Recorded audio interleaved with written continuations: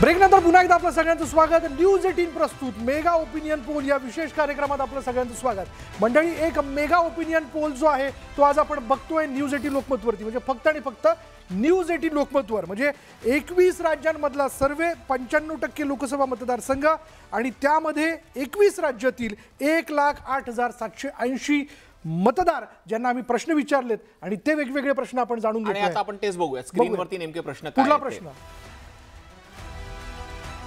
महत्वाचा प्रश्न, मोदी की राहुल कोण चांगला नेता आहे यावरती बघा काय टक्केवारी समोर येताना दिसते। 73% मतदार असं म्हणतायत की नरेंद्र मोदी आणि 27% कौल जो आहे तो राहुल गांधींच्या बाजूने देण्यात आलेला आहे। म्हणजे या प्रश्नामध्ये आपण 5 सब प्रश्न केलेले आहेत, त्यातल्या वेगवेगळ्या कॅटेगरी येतील त्या समोर येतीलच, मात्र ही पहिली कॅटेगरी जी समोर येते आहे ज्याच्यामध्ये इमानदारी आहे, दुसरी कॅटेगरी कठोर परिश्रमाची आहे, मात्र या पहिल्या कॅटेगरीतलं जे टक्केवारी आलेली आहे ती टक्केवारी आहे 73% आणि 27%।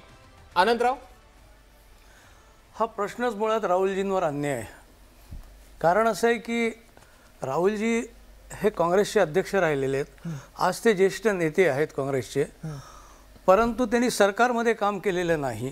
त्यांनी कुठलं असं महत्त्वाचं, जसं मोदीजींना 10 वर्ष पंतप्रधान पद मिळालं तसं राहुलजींना कुठलंच पद मिळालेलं नाही। पण त्यांना संधी होती नाही, पण त्यामुळे त्यांना त्यांचं कौशल्य सरकारच्या माध्यमातून ॲडमिनिस्ट्रेटिव्ह कौशल्य दाखवण्याची संधी अजून मिळालेली नाही।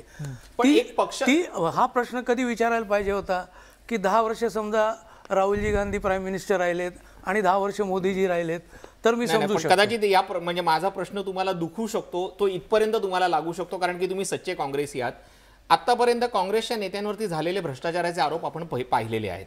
जर इमानदारी संदर्भातला प्रश्न होता तर त्याचा कॉग्निझन्स पक्षाचा राष्ट्रीय अध्यक्ष म्हणून घ्यायला पाहिजे होता, सोनिया गांधींनी सुद्धा तो घ्यायला पाहिजे होता, मात्र तो घेतला गेला नाही। ही सगळ्यांची म्हणजे सगळ्यांचं म्हणणं हेच आहे की बाबा याकडे लक्ष दिलं असतं तर आमच्यावरती ही वेळ आली नसती।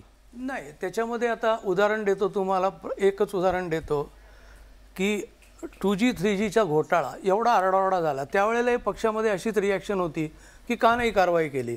नंतर प्रकरण कोर्टामध्ये गेलं, काय शेवटी निघालं की त्याच्यामध्ये भ्रष्टाचार झालेला नव्हता। ठीक आहे, आपण इमानदारीचा पण तुषार अगदी थोडक्यात विश्वास पाठकांना मला असं वाटतं बोलायचं आहे विषयाला घेऊन।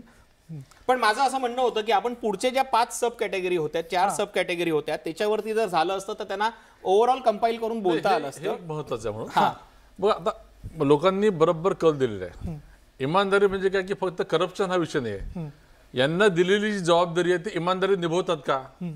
जेव्हा लोकसभेचं किंवा विधान आपलं अधिवेशन सुरू असतं पार्लमेंटचं, तेव्हा कुठेतरी फॉरेनला असतात, कुठेतरी टूर काढतात, कधीतरी त्यांनी भाषण केलंय का, सकाळी कधी उठले आहेत का, लोकांची कधी कामं केली आहेत का, की फक्त भारत जोडो यात्राच्या नावाखाली फिरत राहणं, याच्यामध्ये तेच दिसतंय। ठीक आहे, आपण पुढचा प्रश्न पाहतो।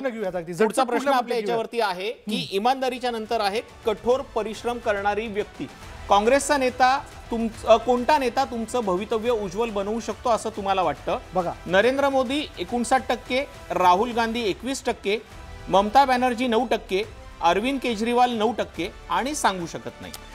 मोदी की राहुल यामध्ये कोण चांगला नेता आहे, यामध्ये कठोर परिश्रम करणारा नेता कोण, याबद्दल 69% लोक असं म्हणतात।